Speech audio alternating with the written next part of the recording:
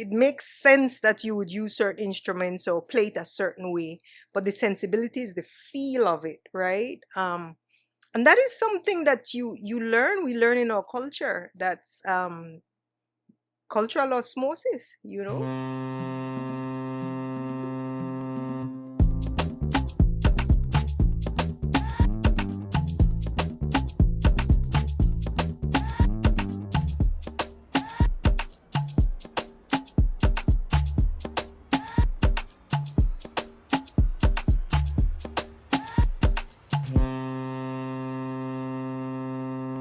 Welcome back to another episode of the Captain 501 broadcast. Thank you guys so much for being here. It's another guest episode, so of course we have another incredibly talented Belizean guest.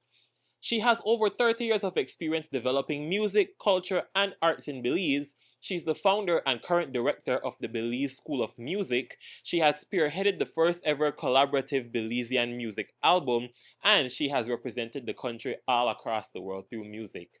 Ladies and gentlemen, please help me welcome none other than Miss Gina Scott. Thank you, thank you, thank you. So I want you to take us to the beginning. How did you find your start expressing yourself creatively through music? Wow, that's way back. First of all, I'll give credit to my environment that I grew up in.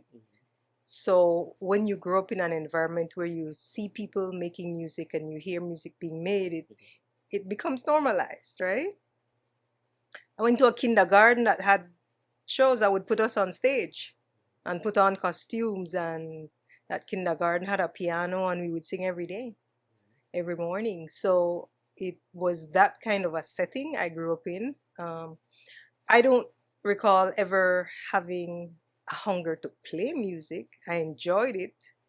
I remember having favorite tunes, you know those earworms that you sing after you go home. I remember that from very young.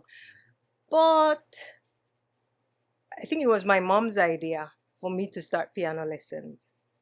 And she tells a story of taking me to her friend who was teaching, and her friend said I was too young, so I need to come back when I was 7. And so that's what happened. Nice. And I remember then, my main memory then from back then is that I didn't have a piano, and I would take the textbook and go home after class and prop it up against a bottle on the table, like a quart bottle, and I would play on the table. And that was my practice. Nice. So Yeah, and speaking of not necessarily starting off with music, I heard that you were actually a math major originally, yeah? yes. I am told by some close to me even today that I can't expect people to be logically minded like I am. So that's where the math comes into which play. is what is said about mathematicians, right? I think, I was also a math teacher at one point. Yes. I think math, like music, is considered to be only for a few. And so every opportunity I get, I would like to dispel that notion, because so much happens with an individual based on the environment they're in, the kind of support they have, the kind of discouragement they get, how many chances they get at doing something, right? And so I really don't think that these worlds are exclusive in any way. Right, yeah. So now, moving on to you getting a bachelor's in music, how did we get there? So yes, I was a science student the whole time. I was curious about everything, and I think I still am curious about most things. What happened? I was majoring. I had fallen in love with programming, computer programming, which is a natural evolution sometimes, right? Especially back in those days, it was Commodore 64, basic programming, Right. language. So you're using a lot of ones and zeros, that kind of thing. And I love that. But I didn't settle in enough with doing those programming languages with the environment I had found myself in, right? So, you're away, you have these challenges of adjustment and all that. And while music was supposed to be my minor, because I never saw myself pursuing music as a career, I was interested in so many other things, including archaeology and biology and so many other things. But then the minor became the major. So that's what happened. Okay. Yes. Flipped it over. I was in the music building one day. I had slipped in. I discovered that they had these practice rooms. And so on a day feeling very isolated and homesick, I went in there to play, and then I had popped in by the door. I was frightened because I didn't ask anybody to go in. I thought I was in trouble, and she said, no, no, no, no, no. I just need to know, who are you? And so I explained a way too long explanation, I'm sure. And she said, no, I just want to know why I never met you, because you can play the piano. And I said, oh, okay. So so she was it turned out that she was the head of the music department. And so she was the main person lobbying. Okay. She thought that it was a natural fit. And I'm glad she did that. Yeah, nice. There we go. If you don't mind me asking, what was your bachelor's thesis in? It was Belize music. It was Belize music. So, you spend a life studying music of other places. But the beautiful thing is that you're not necessarily studying music in those specific contexts. You're understanding the principles. You understand the principles, then you can apply them anywhere, right? You could see evolutions, you can see similarities and foundational truths and so on. And then because I had already had this love of history, then, and of Belizean history specifically, and regional history, then it all came together. So it was about looking back to Belize then, right? The perspective changes. Nice, nice. And then that leads us to you becoming the founder and the director of the Belize School of Music. How did that happen? Actually, so just before that though, I was the national music coordinator. Oh, okay. Yeah, so this was Ministry of Education and Culture, and then National Music Coordinator. So doing that job, I did things like revive the Children's Festival of Arts, which had been dormant for about 20 years. So reviving means that there was nothing, right? Right. There were no structures, nothing. So for example, that idea of awarding gold and silver was my idea. And the idea of that is that everybody can strive for excellence. Aim for doing the best you can. Don't aim to beat somebody else, to be first above that person. But let's see how many first we could get, really. Right. So that was the idea. And then, well, of course, you then went on to perform and produce music across the country, and also you represented Belize across the world. Yes, so yes, attending festivals and conferences, leading delegations. Yes, so that all that was involved in the job, so to speak. And over the years, I've found myself sometimes reaching back into those roles still. Yeah. Yes. And then how did we get to the Belize School of Music? I have to credit Miss Gloria Edwards, who was the principal of Grace Primary School. So from I was young, maybe primary school or early high school, I used to be asked to accompany choirs or to accompany singers. So I would meet people, from various sectors of the community that way.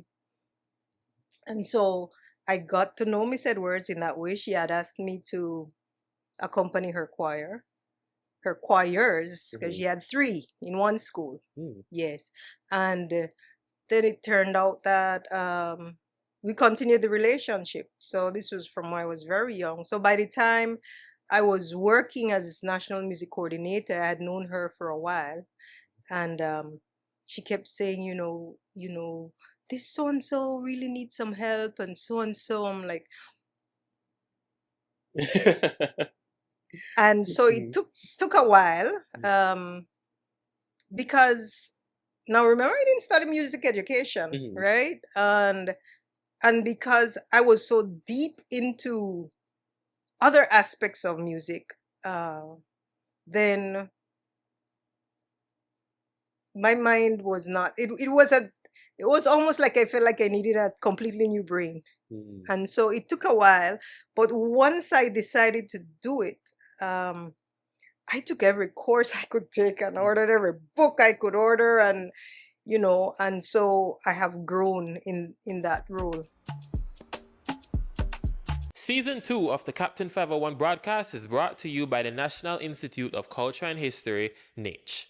NICH is Belize's premier cultural institution dedicated to empowering contemporary and traditional creatives, nurturing their talents, and recognizing their roles as catalysts for change in our communities, safeguarding both our tangible and intangible heritage. The NICH vision to create a Belize that embraces and promotes our cultures, our values, our identity, our prosperity in our global community is brought to life through a diverse array of programs and initiatives. You can learn more about the resources provided by NICH by visiting the Museum of Belize or the Museum of Belizean Art located in Belize City, the various houses of cultures located countrywide, as well as visiting nichbelize.org or other websites and tools such as the 501 Academy and Access 501. I think that music has always been here. It's always been in our hearts, in our bodies, in our souls, in our minds, in our churches, in our birds. We're immersed. I think the thing is that we view music playing various roles. So for some of us, music is just for party, just for celebration, right? Some people know that music can be for healing, for example, right? There's music for brain development, right? There's music for music's sake, right? Like, what can we do with the music? What are the concepts we could play with? That kind of thing. So I became very aware that music means different things to different people. But I was very curious to see how we could really pursue excellence in terms of music for music's sake. How we could produce students who could take on musical challenges, right? Because we can have great songs, and we can all love them, but they're not necessarily challenging songs, right? They're playing a different role. As I said, they're various roles. So but I was very curious, like, what does it take to get a young person to take on musical challenges and to keep on that track? So, like, pushing back against mediocrity and pushing forward for excellence. And so I think that has been the core idea. How much we could get done in how much time, and in terms of building a strong foundation.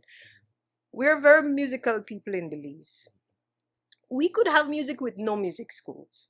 Right. We could have music makers. We have some good music creators who've never been to a music school, right? So that is not the issue. But the curiosity is like any other field of work, right? It's like how, if it's in medicine, we all know we want to see, well, how can we make a better medicine, or a medicine that we never had before, or so it's in that kind of vein that I've thought over the years. And speaking of creating music, I also have here that you helped to spearhead the first ever collaborative Belizean music album, Celebration. Oh, Celebration. Yes, I named that album too. Yes. Nice. So I've become aware.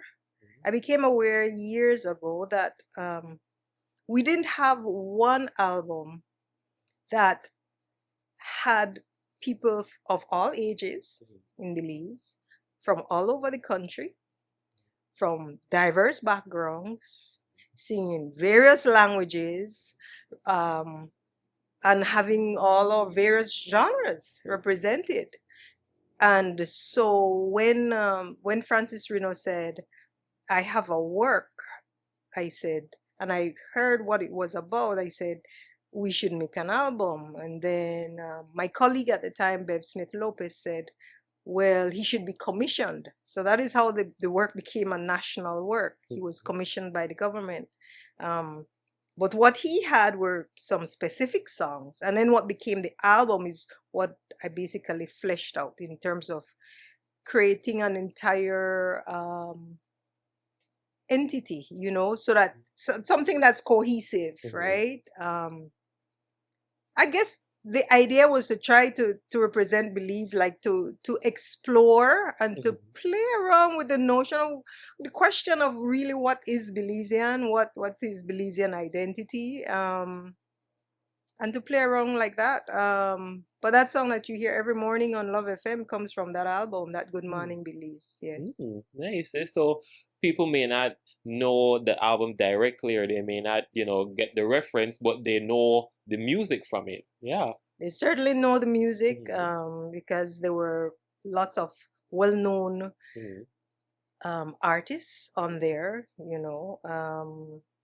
but also I think it reached a lot of people's hearts and heads and feet and bodies, right? But the idea that Belizeans could come together to create something like that was a new idea. I was a little bit taken aback at how novel the idea was to people. And I say that because a lot of people told me it couldn't happen. It wouldn't work. Oh, you not expect people for, and the truth is that it took way longer than we had expected. There are lots of hurdles, but I was the one responsible for that project, and I was the one who made sure that it happened. And as you said, this was in the time of physical CDs.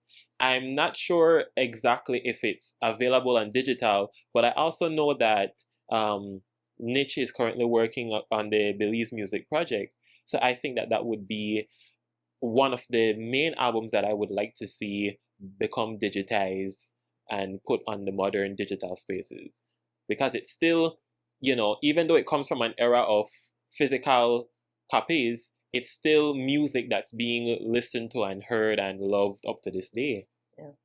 Yeah. And then too, I have that you also helped to produce the first album for Mr. Peters. Oh, you're talking about Berry Wine Days? Berry Wine Days, yes. That was around the same time as Celebration. Yes, yes. So what was that experience like? So the interesting thing is that I grew up being adjacent to Mr. Peters, meaning that his group used to practice down the street from where I lived. But in those days, I wasn't supposed to go to that house, right? But you have your distance, but you're in it still, right? And so the first chance I got, I think I was home in Belize on vacation, and I was able to jam along with them, right? One Christmas Bram, right? Yeah, the first, and I remember saying clearly to my professor when I went back to school, I said, "Don't worry, I was studying music the whole while I was away." Technically true. I was immersed. I was literally, yes, taking lessons from the different men who were playing the different, yes. And they were all so open and so willing to share. Yes.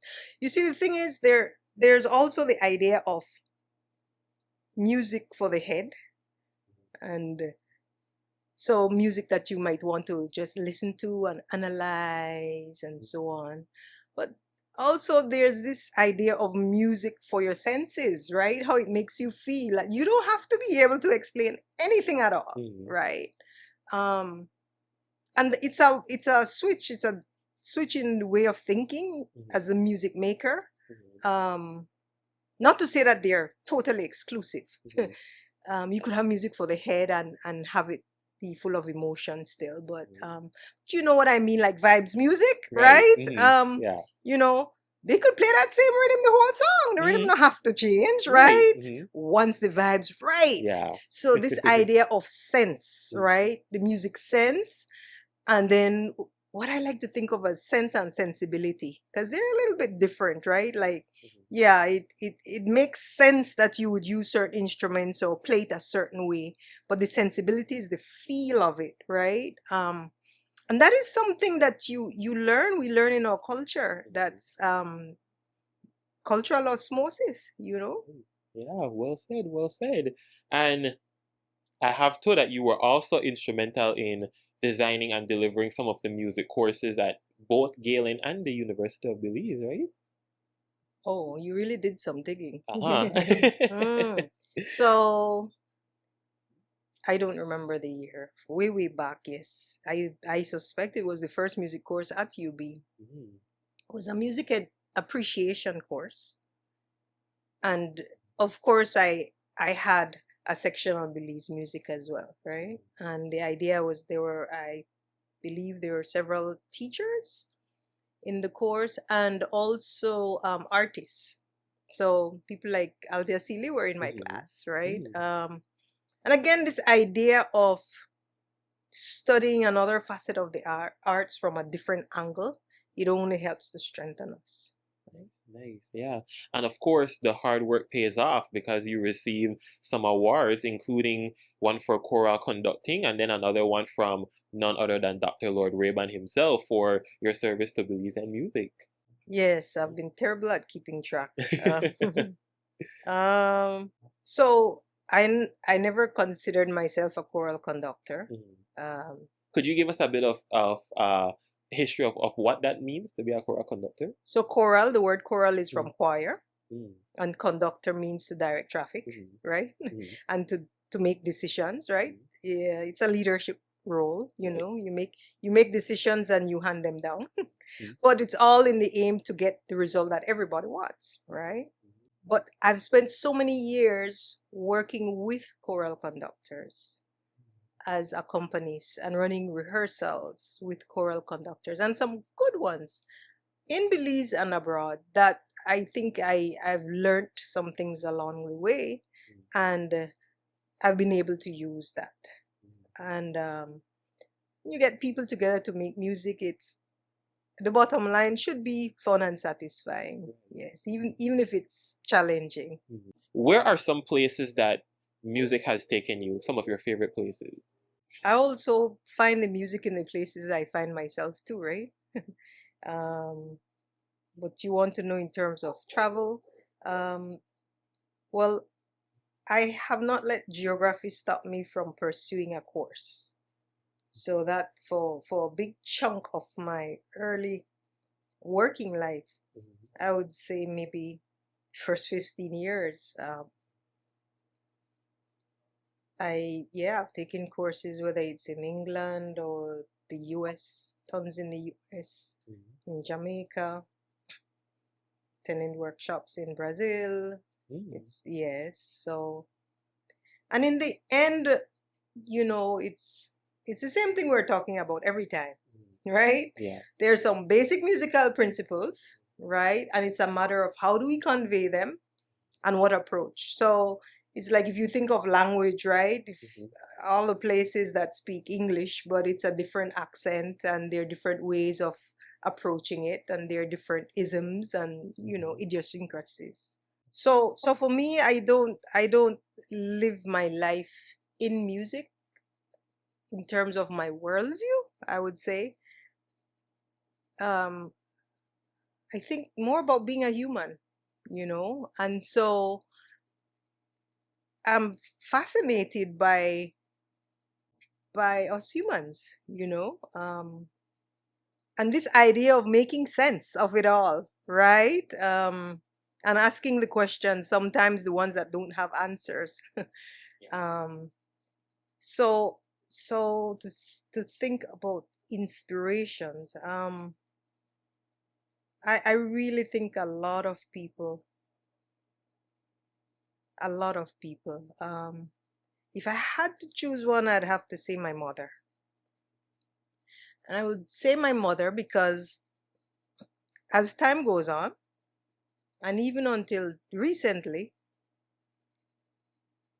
I am intrigued to see how musical she is. But she doesn't claim to be a music person, a musician, you know. Um, but yet she's the person, as soon as she hears something new, and then she would make a layman's comment, but she's really getting to the heart of what the music is.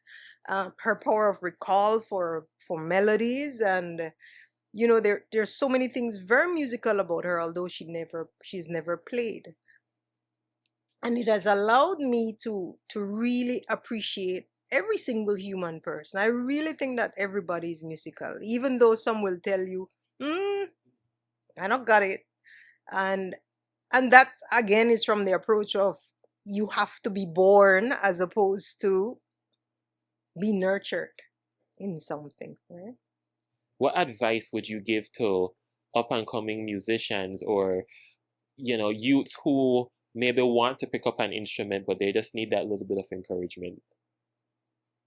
Anybody who would like to pick up an instrument, because there are adults, there are people who approach me and ask, well, I'm retired now, I have the time, do you think me Mm-hmm. head too hard?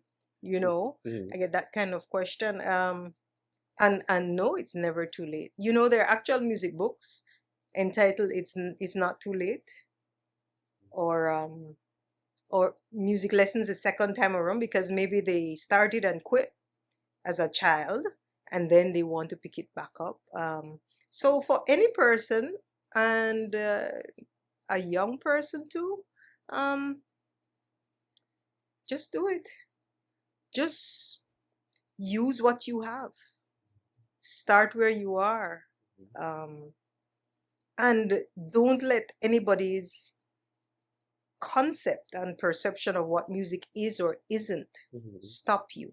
There can be music that's just rhythm Mm-hmm. with no melody, no tune at all.